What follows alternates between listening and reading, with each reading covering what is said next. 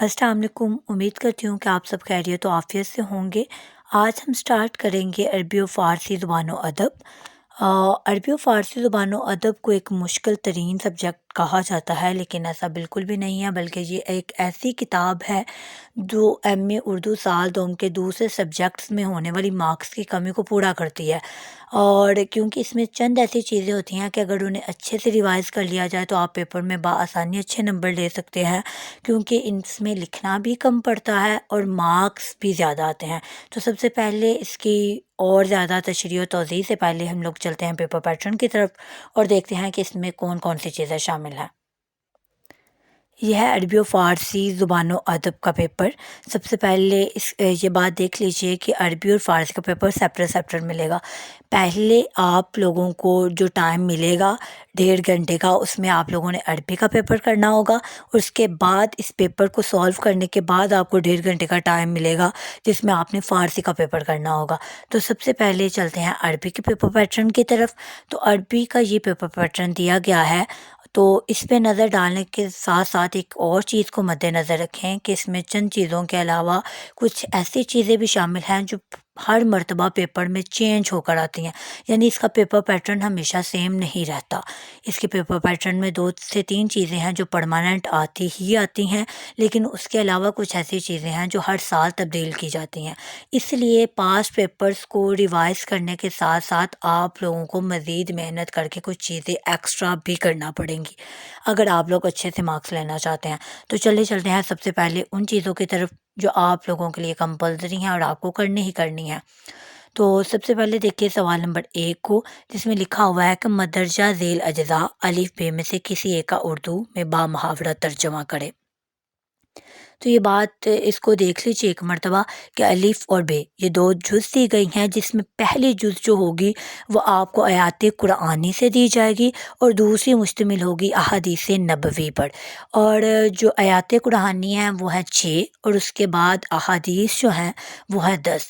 اور میرے مطابق اگر آپ لوگ احادیث کریں گے تو وہ زیادہ بیٹر ہوں گی، کیونکہ احادیث ایک ایک لائن کی ہیں اور آپ ان کو بآسانی یاد کر سکتے ہیں۔ اور ویسے تو آیات قرآنی بھی وہی ہیں جو آپ لوگ پاسٹ پیپرز میں پڑھ چکے ہیں، اس کے بعد یعنی پاسٹ کلاسز میں پڑھ چکے ہوئے ہیں۔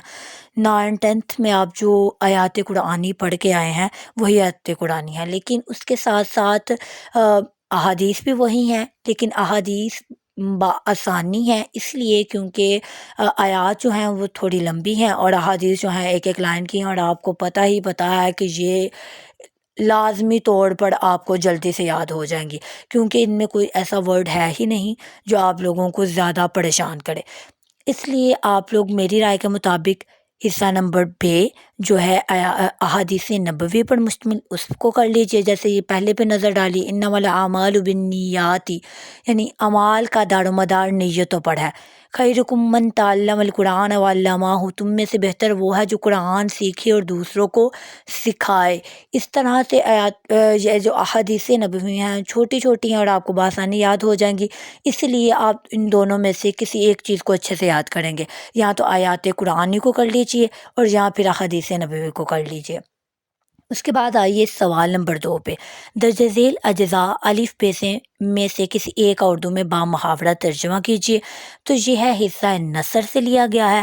حصہ نثر میں بھی 3 چیزیں شامل ہیں، جن میں ایک جو پہلا ہے وہ ہے کہانیوں کا، اور اس کے بعد ادب المعاشرہ یعنی زندگی گزارنے کے آداب ہیں، اور اس کے ساتھ ہی ایک ملی ترانہ ہے۔ یہ 3 چیزیں ہیں آپ لوگوں کے سلیبس میں شامل، اور 3 میں سے 2 آپ لوگوں کو لازمی کرنی ہی کرنی ہے، کیونکہ وہ کوئی سی بھی 2 سے سکتا ہے، یا تو وہ قومی ترانہ اور ملی ترانہ اور اس کے ساتھ ادب المعاشرہ دے دے، یا پھر وہ کہانی اور ادب المعاشرہ دے دے جیسے اس پیپر میں دیا گیا ہے۔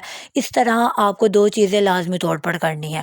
تو آپ لوگ ادب المعاشرہ اور ملی ترانہ کر لیجئے کیونکہ یہ آسانی ہے کہانیوں کے بنسبت۔ اس کے بعد آئیے سوال نمبر 3 پہ۔ اس میں وہ کوئی بھی ایک حرف دے دے گا آپ کو اور اسے کہے گا کہ اس سے فعل ماضی فعل مضارع کی گردان بنائیں۔ گردان بنانا میں آپ لوگوں کو انشاءاللہ تھوڑے دنوں میں سکھا دوں گی۔ تو اس کے بعد چلتے ہیں دوسرا، یہاں اس میں سے لکھا ہوا ہے کہ درج ذیل جملوں میں سے مناسب الفاظ و افعال سے خالی جگہ پر کریں۔ تو یہ ایک مشکل کام ہے اور بہت سی کتابوں میں اس کا نصاب ہی نہیں دیا گیا، اس لیے یہ آپ لوگوں کے لیے مشکل ہوگا، اس لیے آپ کو گردان ہی کرنی پڑے گی۔ تو تھوڑے دنوں میں انشاءاللہ وہ بھی میں آپ لوگوں کو پریکٹس کروا دیتی ہوں۔ اس کے بعد آ جائیے سوال نمبر 4 کی جانب، جو ہے کہ درج ذیل کے مونس اور مذکر کے مونس اور مونس کے مذکر لکھیے۔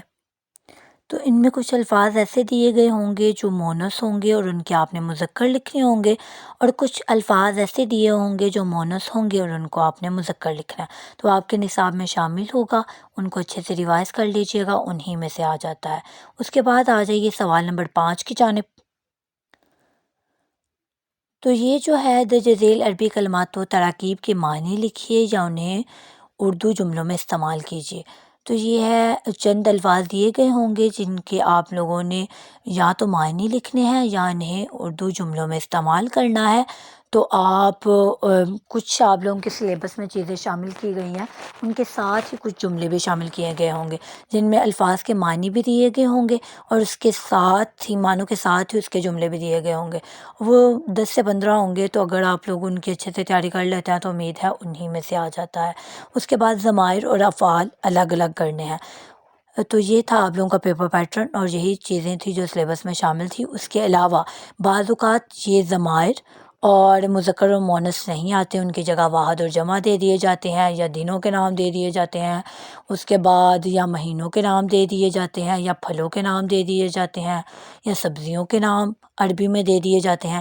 تو اس طرح یہ پھلوں، سبزیوں، دنوں، مہینوں کے نام جو ہیں آپ لوگ عربی میں لازمی طور پر کیجیے گا، تاکہ اللہ نہ کرے کہ اگر وہ چیزیں آ جائیں تو آپ لوگوں کے لیے کوئی مسئلہ نہ بنے۔ اس طرح ان چیزوں کے علاوہ ان چیزوں کو بھی ریوائز کرنا آپ کے لیے لازمی ہے۔ اللہ آپ کو اپنے حفظ و امان میں رکھے۔ اگر آپ لوگوں کو ویڈیو پسند آئی ہو تو کائنڈلی اس کو لائک اور سبسکرائب کر دیں۔ اللہ حافظ۔